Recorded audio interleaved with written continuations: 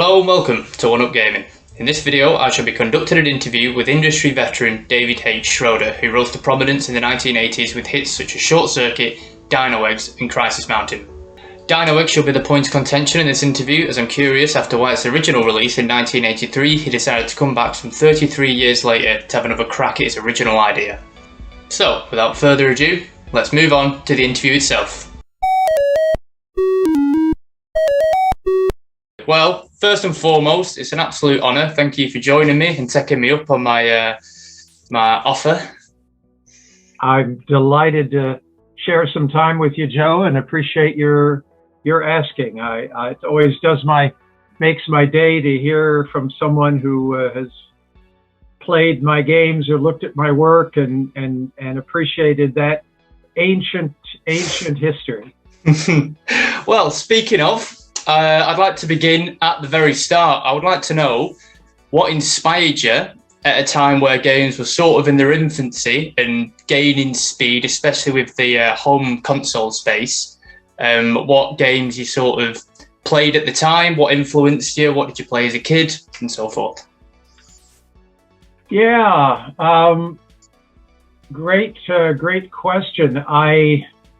I did kind of move sideways into writing home computer games. I took a single course in computer science at college, got the worst grade I ever got in any course I ever took in high school or college. Wow. And was not at all thinking about that course or computers as having anything to do with my future employment, my future creativity, my future pleasure. Yeah. As a kid, I of my age, the games I played, probably a variety of card games, Monopoly. Certainly I'd get together with my cousins and we'd play endless games of Monopoly. Nice. Board games, Parcheesi, chess, checkers, for kind of go in and out of phases with different games. Yeah.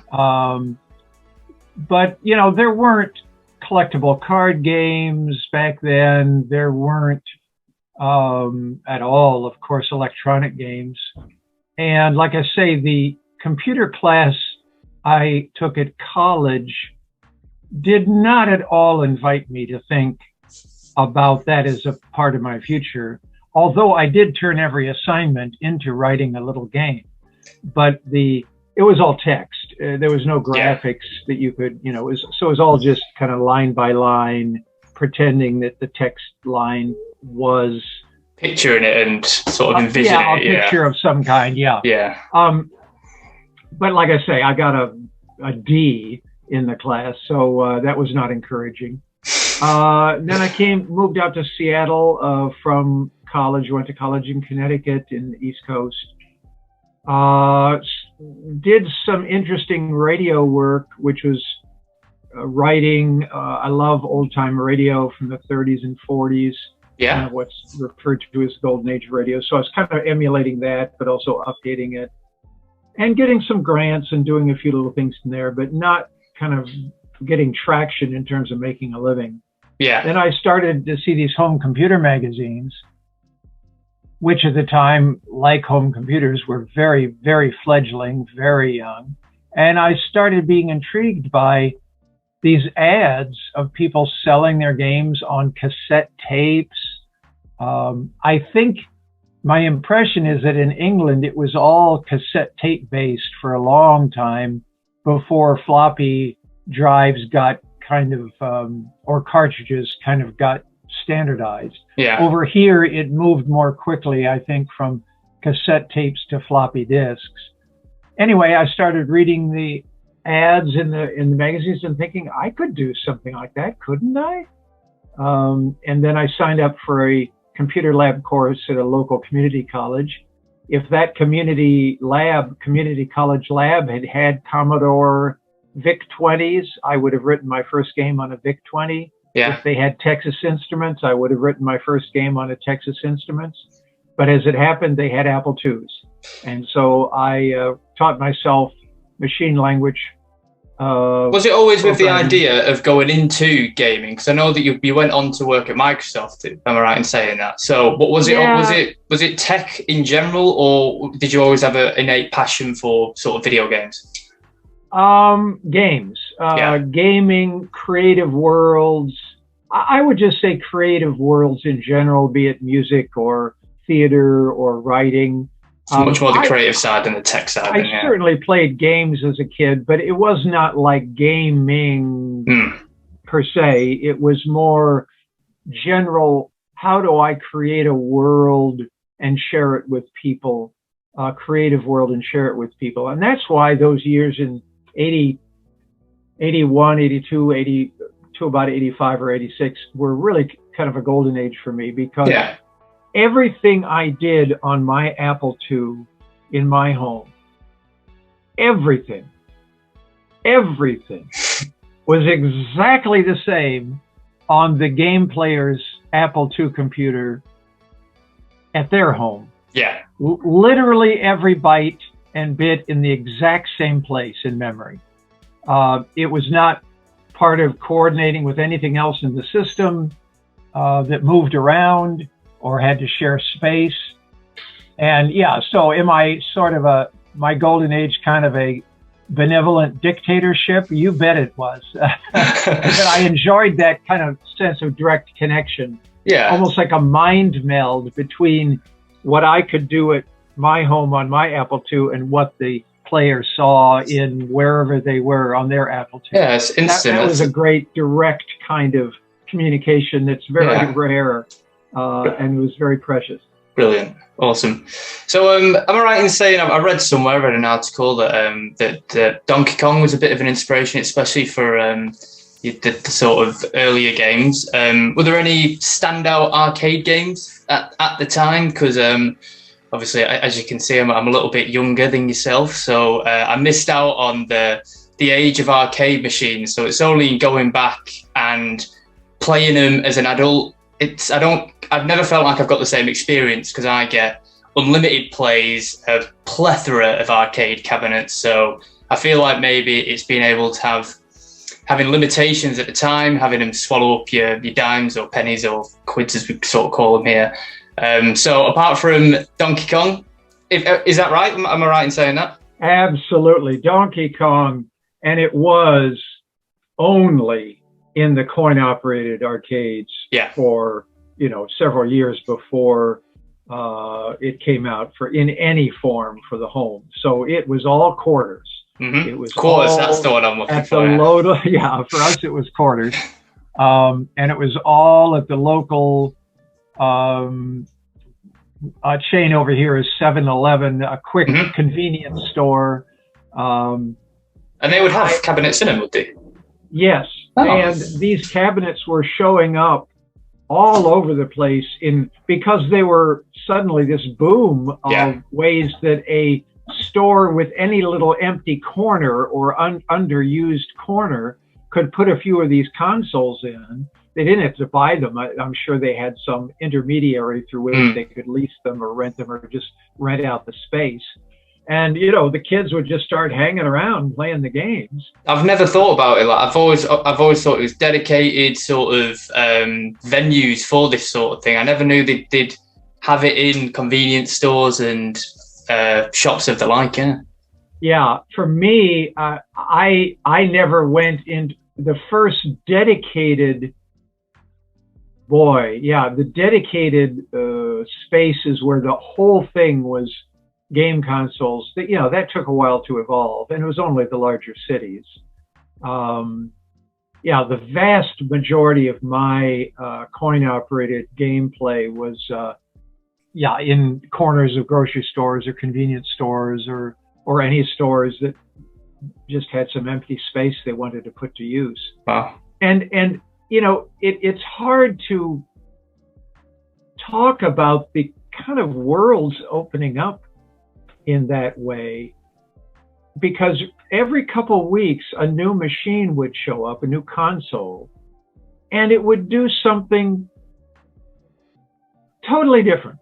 Constantly innovating on the medium, and maybe even going sideways in a way. But you know, there was a game called Lunar Lander, and a game Battle Zone where it was more vector-based graphics. It wasn't pixels, it wasn't dots, it was laser-based lines.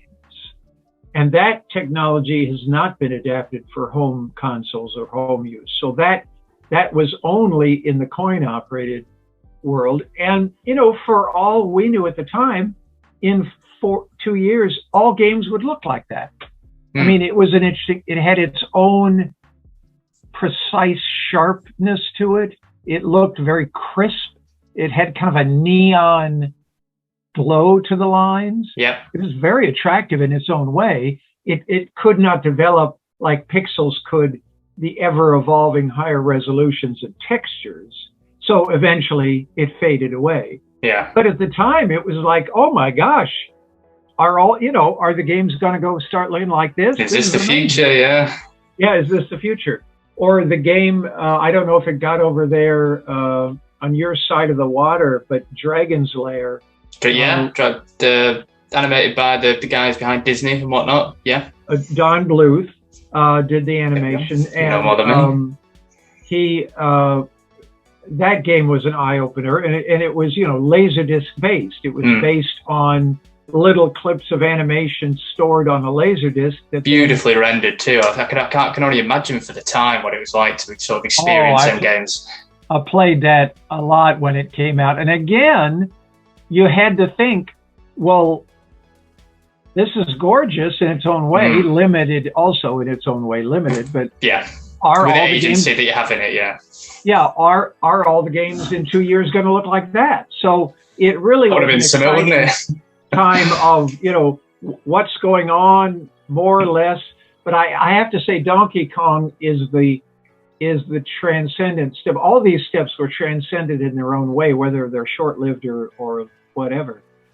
But Donkey Kong, in my mind, was the Snow White and the Seven Dwarfs of computer games. And I say that because Snow White and the Seven Dwarfs was the first feature-length cartoon in 1937. And it was the first time. Before that, no one thought anyone could care, and that's the key word, care, about an animated figure more than 6 minutes or 7 minutes. Yeah, I've heard Walt talk about the audience capacity for that sort of, and demand for a fully featured animated film. So you're saying that Donkey Kong was the sort of video game equivalency to that. It was because, you know, if your Pac-Man died before that, or if your ship exploded, you were, darn it, put in another quarter. Yeah. Darn it. But that little guy who later on became Mario, but he wasn't named at the time. Jumpman. You were drawn into helping him, and you were him. And there weren't games before that where you kind of began to emotionally invest yourself in the story on the screen. Oh, so it was more about that side of it than just the raw sort of mechanics of it. It was the relatability and the sort of capacity to project yourself onto a character for maybe the first time. Very much so, Joe. Very much so. And so for me, that was the game that really made me think, oh, gee, once I started seeing the home computer magazines, I thought, surely I can do something kind of like Donkey Kong. And really my first game, it wasn't a ripoff. It was its own game. I'm not saying it was a ripoff, but it was so much just saying, okay, how do I get that energy from Donkey Kong? And how do I get this storytelling energy from Donkey Kong? And how do I get this sense of danger and challenge from Donkey Kong? It was not a ripoff, but it was inspired very heavily inspired by that. Yeah. Of course. Lovely. I'm glad that we sort of touched on Dragon's Lair there, because I did want to talk about the aesthetic side of the game. So in playing them, and especially considering the competitors of the time, it struck me as looking particularly good especially on the Apple II and the Commodore, and in playing Dino Eggs. I think they just look great for the time in terms of what they're trying to portray and your execution of it. So I'm just curious as to, have you always had an affinity towards art, or have you ever had any physical art tendencies, or has it always just been sort of on the computer, like say pixel-based sort of art? Thank you. Thank you for those kind words. It surprised me working on, as I say, in those early and mid 80s, 1980s, when, well, I was doing everything because, well, who else was going to do it? And it really surprised me how I took to the visual side. Now, I don't consider myself a powerful visual artist in some broad sense. Oddly enough, as the pixels got smaller and the color choices got greater, my confidence and achievements, I think, got smaller. Strangely enough, working on those fat pixels with very limited colors, it was a keyhole. Creative people will often say, and this is true in every medium, it came alive when I was forced, against my will, forced to put my work through this constriction. Artful limitation. I had to limit it to this. I didn't want to limit it to that, but I had to. And then, amazingly, they can do their best work. And I think in some ways my visual abilities, and I do have visual abilities, I think I have a really good sense of space relationships, and that's true big pixel, small pixel. But my actual designing of images themselves, I think, found a strong point with those limitations of fat pixels with like 4 colors. And I don't feel anywhere near as confident when I'm dealing with 1 million colors and tiny, tiny pixels. Interesting. I can do things, but it felt like I was able to really go pixel by. I remember when I was doing my set of Christmas themed games, which was later, like 85 or so. And I am going to make this little rectangle area look as much like Santa Claus's head as I can. And literally I could go pixel by pixel. It didn't take that long. They're fat pixels and there weren't that many colors. So I could literally go, yes, no, yes, no. Does that look more like Santa or less like Santa? More like Santa, less like Santa. And there's a certain kind of accessibility to that. Whereas when you get tiny pixels and more colors, it's like, well, the choices are just endless.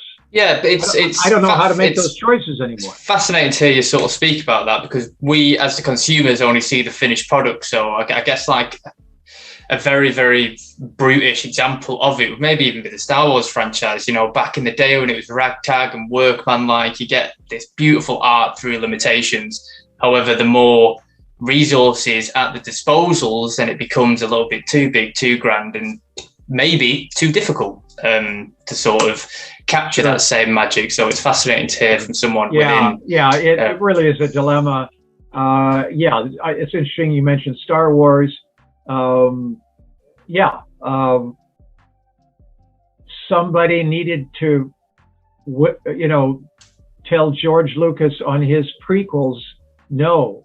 He needed a no, man. No. He needed a no, man. I could not agree more with it, yeah. Nobody could tell him no anymore. And it is a dilemma and a strange paradox that more power, more money, more choices is sometimes a fertile ground for greater creativity, but quite often the reverse. Yeah. Well, it's good that I was going to pose that question about sort of get a feel of how your experiences were during your tenure, especially the sort of through the 80s, the period that you had. However, we've just touched on a couple of the challenges there. I want to know what were some of the highlights? What were your fondest memories of that time? developing the games because they were so well received. So was it grueling? Was it difficult? Was it hard work, or were there some things that really stood out for you? Well, yeah, great question. Yeah, certainly highs and lows. I would say the lows were my personality is such that I really am uncomfortable with kind of business and conflict. And so all of that layer of it was very stressful. Next contract, same publisher, different publisher. And then I did get into a situation where there was some ambiguity and overlap in who owned what rights to certain of my games. And on a certain level, you could say, well, wow, my games are popular enough that that's an issue. So a compliment in a way, yeah. Yeah, that's right. But my temperament was such that I kind of got drawn into the tension of it and the conflict of it. And that was very unpleasant. So that was a low side. The high side, many high sides. I bet. Certainly my first contract with Synergistic Software, just getting published at all with Crisis Mountain was just wonderful. Went out to dinner that night with my wife and my brother-in-law, and I just was so happy, so proud. And then, there was a royalty check, a year later or so, that was kind of the peak of one of the peaks of the royalties. I was never rolling in it filthy rich at all, but it was lovely to get a check for an unexpectedly large amount of money. Some validation as well at that point, isn't it, for all your hard work? Very much so. And at that time, I mean, there was no daily updates or way to get any direct information. It really was a paper mail, quarterly, 6 months kind of thing. Yeah. And, all long distance phone calls. I remember in those years later, in the mid 80s, then it started to become more a standard that you would send for certain things overnight packages. But that was quite the new thing at that time for an average person to just be sending overnight letters or overnight packages of things, discs or whatever. Yeah. So, and I did very, very, very early work on online games. Even though those games did not themselves last, the technology just changed too quickly. It was amazing to be part of the very, very early discussion of how do you play games, community games or group games on a shared internet platform. Wow. What period was this specifically? It was late 80s. Late 80s even, wow. I worked, it was a consortium between Broderbund Software, which is a company primarily in home computer software, very prominent at the time, and a company that at that time was called Quantum Computer Services, but they later changed their name to America Online. They were America Online. No way. And an early player in the internet. And in general, yeah. Yeah, and we did early set of games. I wasn't the only one, but I did. Was one of the people doing developing online Dart games, online Word games, and the technician at Quantum, I had long conversations with him on the phone.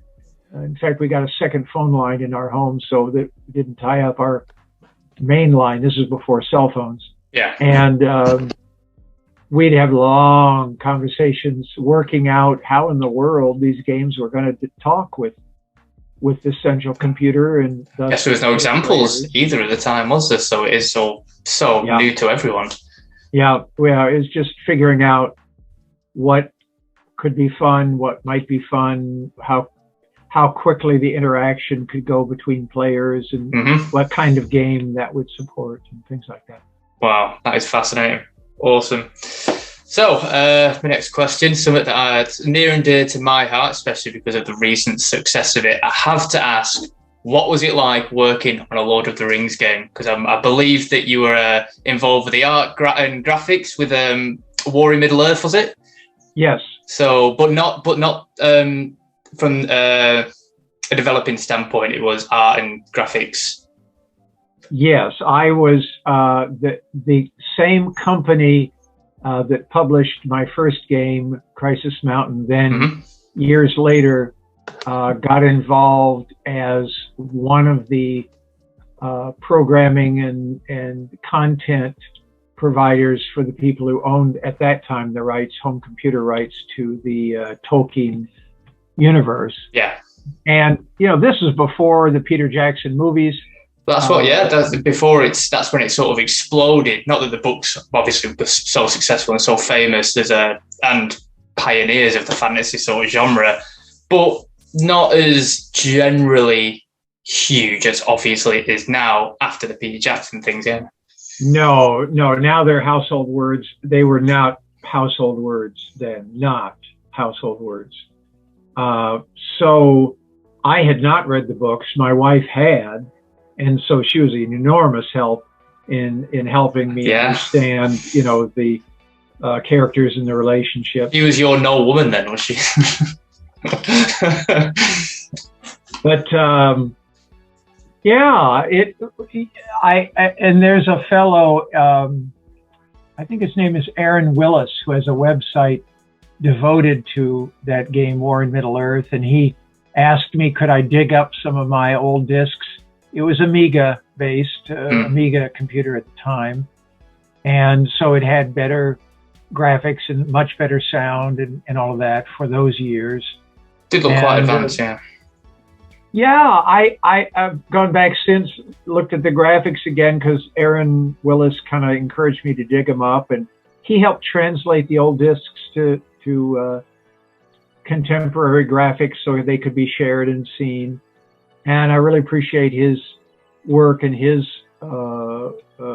following that and dedication, because it helped me kind of appreciate what I had done. I did the music and the animated. Did I do the backgrounds? I don't think I did the backgrounds. I did the moving animated figures and the music. Awesome. Yeah.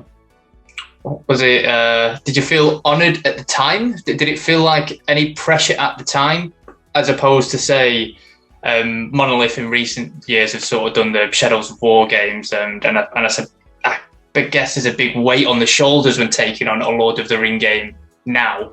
Back then, did you feel any pressure or any sort of expectation to deliver, or like you said, because of it wasn't such a household name, was it just, this is my version, this is my...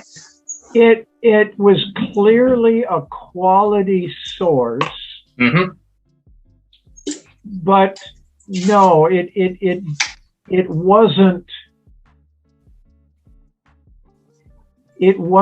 the household word. It wasn't the thing where everyone you would say, oh my gosh, what are you going to do with that? Are you going to do it justice?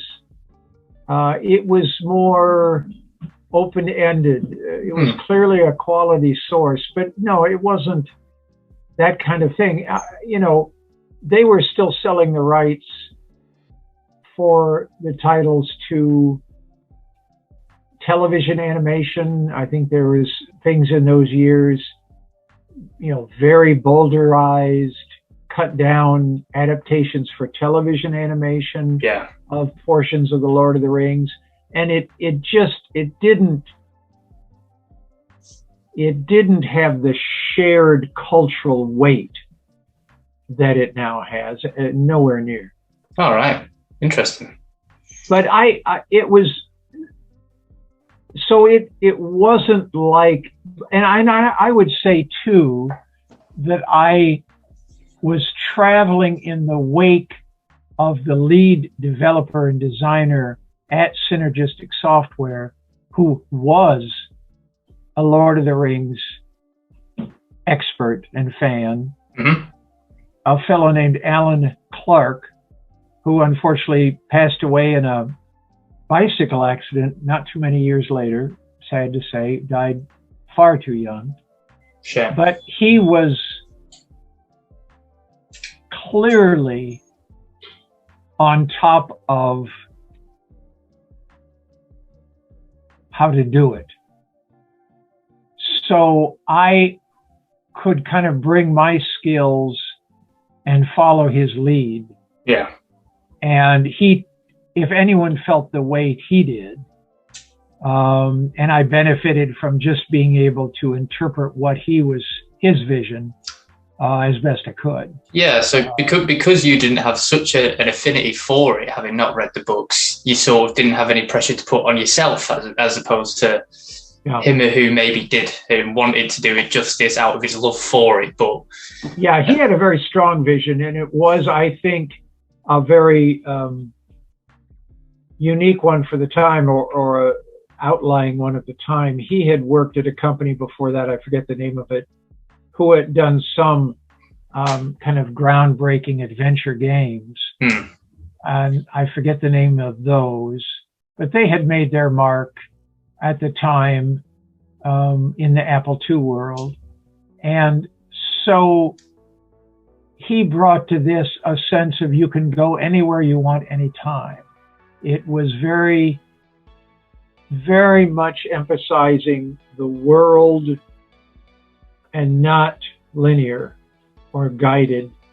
And, you know, for some, that's not their cup of tea. And for others, that's like, wow, this is amazing. This is, you know, it really is world building. Especially at a time when that wasn't the status quo, really. It was linearity and, sort of boxed in gaming to have too many options. Like we said before, maybe it's like the whole Minecraft argument. If you'd have everything to do, some people choose to do nothing. Exactly. Yeah, that's a challenge in structuring any activity, game or whatever. So yeah, he took a very bold approach, and it was a pleasure to just kind of soak up that energy and try to do the best I could for his vision. Smashing. Well, so that's the sort of bulk of your early career, I would say. And since then, you had a bit of a hiatus in between the sort of aforementioned games and the 2016 Rebirth, the Dino Eggs remake that sort of came out. So I'm curious, why the long break, first and foremost, if you don't mind sharing it with me? Like I said, I understand that you went to work at Microsoft as a programmer for a while, a program manager, was it? So yeah, why the long hiatus, and what was it that made you come back to fulfill any original ideas or potential that game had, maybe?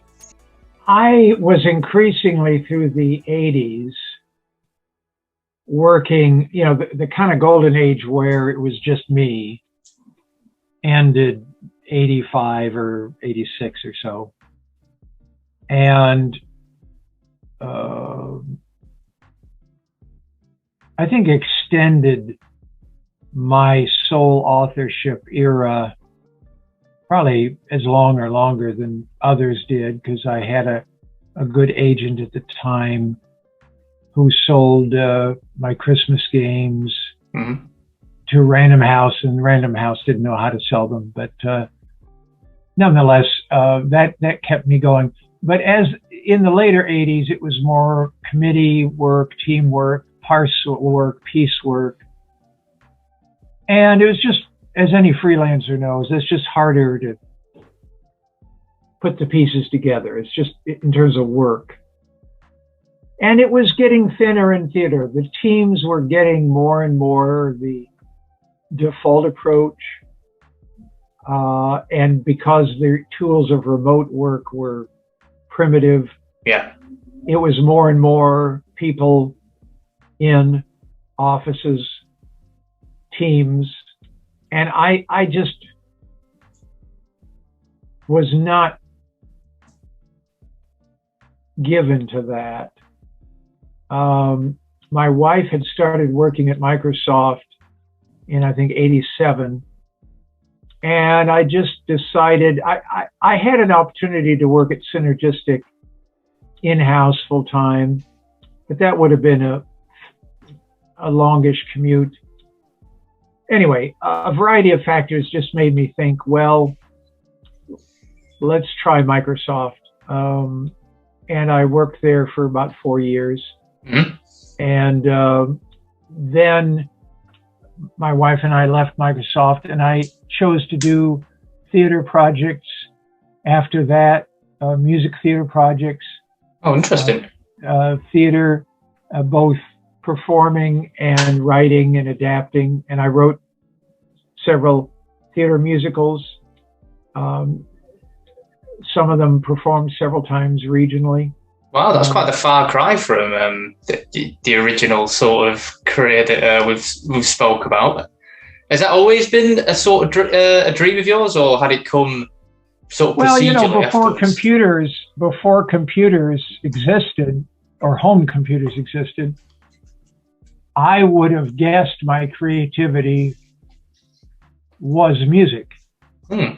That's what I did in high school and junior high. I wrote music and arranged music for groups and the school orchestra and things like that.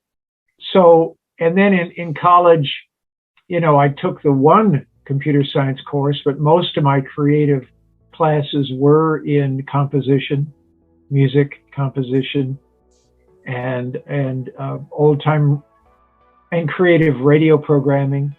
I love the intersection between speech and song, and have always found that fascinating. Speech as music, music as speech, and the kind of gray area between the two. So once computer games kind of got into large team work, it just didn't mesh with my creative energy at the time. And so I went into musical theater and had various ups and downs, as creative work always does. Yeah. I'm happy to say one of my projects was invited to a pretty prestigious musical theater workshop in Los Angeles at the Walt Disney Studios. And that was lovely.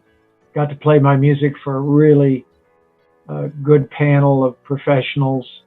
And I wish that show had gone further and had gotten full productions. It didn't. But I met really good people. Great experience nonetheless, yeah. And had good experiences just trying that out. Then my wife and I, in the economic downturn of 07 and 08, had to find a way to go back to work. And we went back to work for an old colleague of ours from Microsoft who had since started his own business. Okay. And that was in a company that writes software for electrical utilities to better integrate renewable energies. Wow. And technical writing, user interface. My work at Microsoft was largely user interface and technical writing, a mixture of technical writing and user interface. Like I say, my sense of visual clarity in space, I don't feel strongly on the art pixel by pixel anymore, but I think I have a pretty strong sense of clarity of space, clarity of language, clarity of design visually. So that's what I did. And then I'm actually still freelancing a couple hours a day for a company, not that company, but a company in that industry of renewable energy software, because I enjoy staying in touch, involved with people, and it's just a couple hours a day. So the whole Dino Eggs Rebirth thing came around. I've had, over the decades, probably half a dozen people say, oh, can I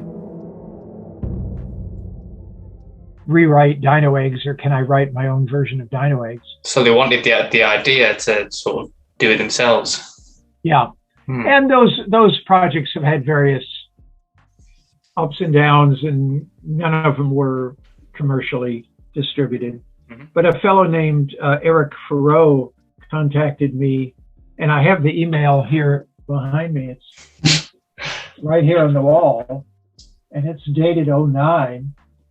It amazes me it was that early because the game came out, I think, several years later. But he asked for permission for a version he had done that he called Dino Legs. Dino, yeah, I've read about this. I'm interested to see. I haven't been able to scoop together any footage or anything really of it, but well, look on YouTube. If there's any footage of it available still, it might be under the account of Alison Gross the Witch. Okay. Because she did a lot of play testing for Dino Legs. And whether or not those videos are still posted, I don't know. But she played it a lot, and I thought he just had some really, really exciting, interesting ideas for expanding the Dino Eggs universe. And so we collaborated. We eventually evolved a teamwork, and the game came out on Steam and on Humble Bundle, it was a really amazing cross-continental partnership, very rewarding. Eric's a fabulous guy. He did me the honor and pleasure of visiting here in person. His brother happens to live in Canada, British Columbia area, so that's not terribly far from the Seattle area. So I've met him in person. I hope in some more normal times, maybe to meet him in person in Luxembourg, where he lives and works. It was a great creative partnership, and he brought marvelous programming skills and great creative ideas. And we shared kind of how to expand the universe. And I went back. I happened to get, along with your email, an email, as I do occasionally, from folks who play the game. And so I had reason to go back to it for the first time in a year or two and look at it again, because I couldn't remember, how do you get through that screen? What's the secret there? And I have to say, I mean, it sounds, self-important or prideful, but I'll be a little bit prideful. I'm 67, I can do that. You've earned it. Yeah, I thought it looked really good. I mean, it's not a mind-blowing game that's going to, burst your brain with special effects or anything. But I thought it's a lovely tribute and expansion of the game. And I was impressed by, oh my gosh, all these puzzles, all these storylines, all these new worlds. And I think we did a really good job.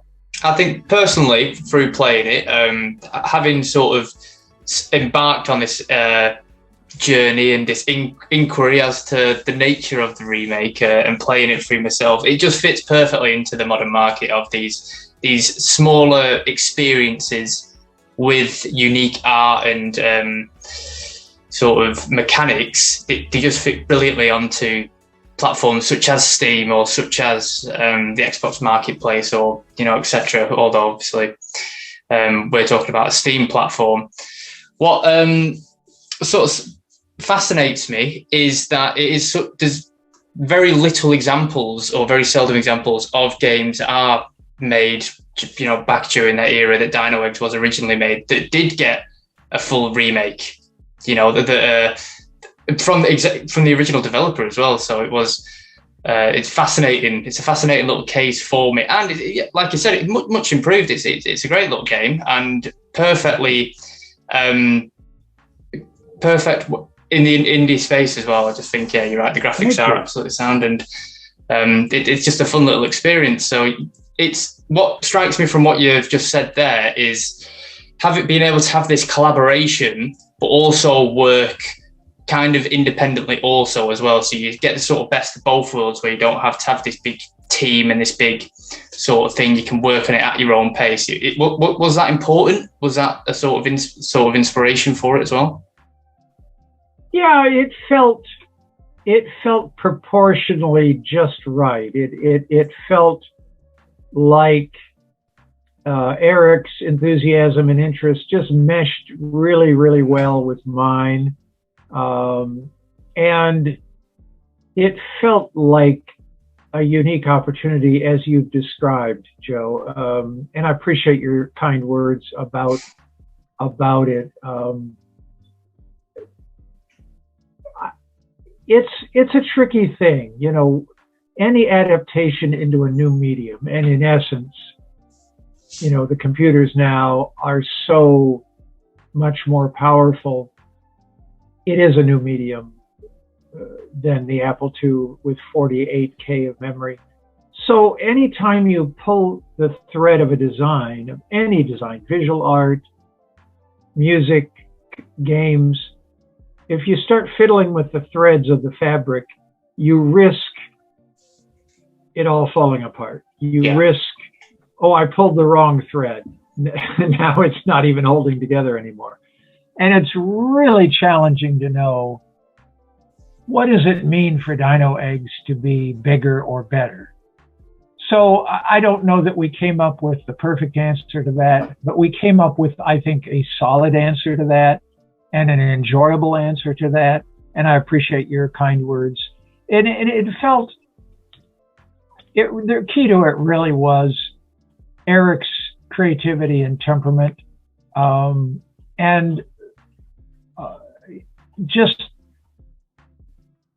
you know, the people who contact me about my old games, not surprisingly, were all about roughly 10 years old in the mid 80s. Yeah. Well, that's not surprising. And it's just the passage of time and the generations is just amazing that time machine, that gift of getting little glimpses into how my work played a role in this family's life for a year or so, or people send the most charming little vignettes of, this is how I got along with my siblings, or this is how I bonded with my stepfather, or whatever. It's just amazing. So I think all of that kind of came into this opportunity with Eric, who was 10 years old in the mid 80s. And that's what made it rewarding. Brilliant. Would you say that, in your opinion, that it's fulfilled its original potential now that you have the benefit of having better graphics, better,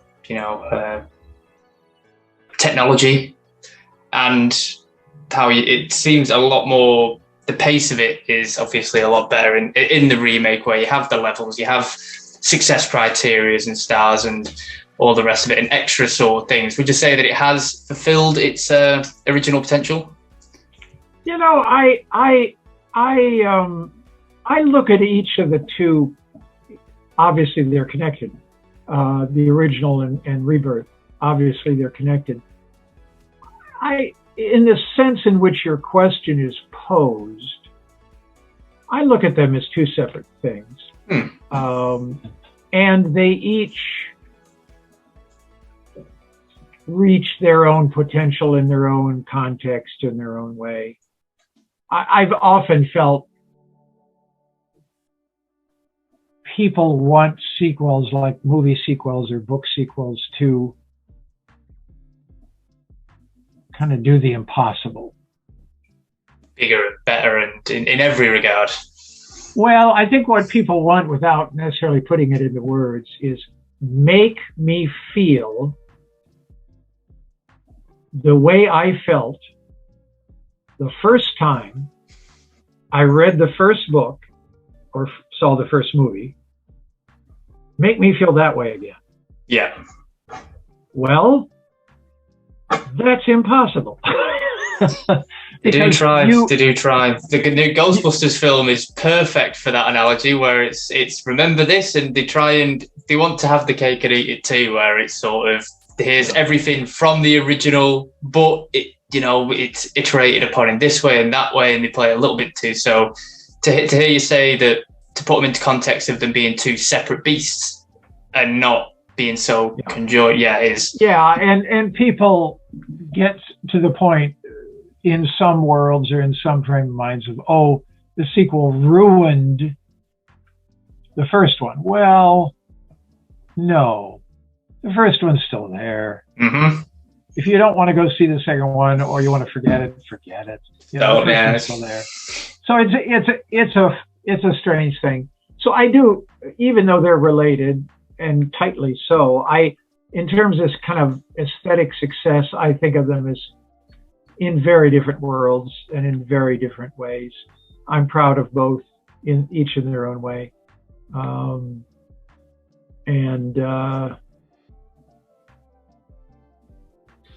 They're each like siblings. They're each a creature of their own time, their own birth, their own environment. And I don't see one as merely a fulfillment of the other. Yeah, that's great. Great answer. Refreshing answer, actually, considering the recent slew of reboots, soft reboots, this, and, you know, how especially with the cinema world, not so much, or maybe with the video game space, where games that come out 3-4 years ago get remakes, and it's what's the difference between a remake, a remaster, you know, whatever, director's cut, directors, and all these madness. That's a nice explanation of it, which sort of actually just describes what the two games are and of themselves, rather than being so interlinked. So I've just got one last question for you, then I won't take up too much of your valuable time, David. You've been such a good sport as well. Thank you very much, I will say. Happy to do it. Thank you. I'm just, any plans for the future? Is that you kind of done with the video game market, or like you said, you've dipped toe into theatre and have had all these different interests? So going forward, is Dino Eggs Rebirth your sort of last hurrah, or any plans, or will it just take it as it comes? I'm involved in a team, and I can't talk about any details. Okay. But I am involved not as the prime mover, but as a user interface person in a game project that I think does have a lot of exciting potential. And I'm not able to talk about what it is. It's more in the personal activity, puzzly kind of direction, rather than arcade game per se or action game per se. But beyond that, I really shouldn't say anything. But it's I think got exciting potential. So if I have any more kind of landmarks or achievements in the game area, it probably would be that project. Really? In terms of my doing something in the computer game area, the only thing I think I would consider, now of course, I would not have done Dino Eggs Rebirth without getting that email from Eric Farrow, but so you can't predict the future. Yeah. But in terms of my own ambition, I have thought about literally getting in an environment with the old 6502 machine code and coming up with, you mentioned director's cut a little while ago, coming up with a version of all of my old games, the ones that sold well and the ones that didn't sell so well, and presenting them in an Apple II emulator environment. That would be awesome. Where the Schroeder collection. Yeah, they're convenient to play and compare, but they are absolutely authentic to as much as possible to the original interface and joysticks and experience. But then I would offer I would fix some things. I would think, oh, I really wish I'd done that differently. And I would literally rewrite in an alternative version the 6502 code. in little ways. And I'd fix this and I'd fix that. And I'd offer that as a kind of a special edition. I might do that. There would definitely be a market for that, because I think it kind of works in cycles when it comes to the retro space. I mean, take vinyls, for example, at the moment, that they come back around, and I'm sure it won't be too long till, you know, DVDs come back and CDs come back around. You know what I mean? So it's like, they do work in cycles, and especially the longer it goes, I feel like there is much more of a demand for these sort of experiences and titles, and also for video game preservation as well, because leave it too long and your games get locked on these systems that get more and more harder to get hold of in a way. So if it can be presented to us in a way where you do get this nice little collection in a sort of, I presume it obviously be released on, for example, like a computer or what have you, it's good for preservation as well. So I think it's definitely a market for that. Yeah, well, we'll see if I get around to that. I'm going through a lot of my old music tapes and other older things and thinking about archiving, preserving, or how I want to do that. And so, yeah, I think it's an intriguing idea, and it would give me satisfaction just to go back to editing some old 6502 code, and like I say, just fixing a few things and having fun with that. And yeah, well, we'll see. I got a notice from an auction house the other day saying, well, in harmony with what you were just saying, Joe, about vinyl and coming back and all that. They're saying, well, we're going to start dealing in our collectible auctions with old VHS tapes. And they hadn't before, but I guess enough people have thrown away their collection that the ones who have not thrown away their collection, now they're sitting on a mountain of gold now. Collectability to some of those titles. And yeah, it's amazing. As you say, everything old is new again. Comes in cycles, and I guess it's a way to sort of mark how old you truly get. I mean, it won't be long till PlayStation 2 games will become retro, and you know, and then, but that's sort of the way it works, isn't it? And you are definitely just an awesome old guard of them sort of of the era games that you've opened my mind tenfold. Well, it's amazing. Time, the passage of time is an awesome, mind-blowing thing, and to see all these layers of culture and technology ebb and flow, yeah, it's quite the panorama. It is quite the panorama with its frustrations and its glories. And yeah, I've been fortunate to be part of it for a while. Awesome. Well, I think that's as good a time as any to wrap it up then, isn't it? Well, thank you. I appreciate your interest, Joe. Thank you. Thank you. Righty. I will leave you to it then, boss. You have a good day. Thank you, Joe. See you later. Bye-bye.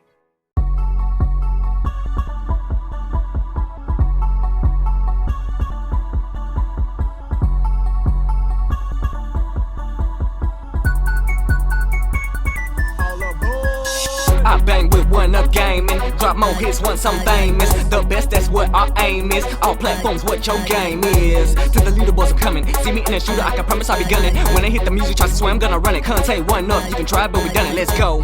Alright, let's go to the best place for reviews I know. Xbox One and PS4, Wii U as far as consoles go. They do handheld PCs, merchandise for you and me. Contest that you gotta do, the prizes are for gamers who going hard all day. We really the boys cause you're just that great. Can't lose, there's too much at stake. You're a certified badass when you play. I bang with one up gaming. I bang with one up gaming. I bang with one up gaming. Drop more hits once I'm famous. The best, that's what our aim is.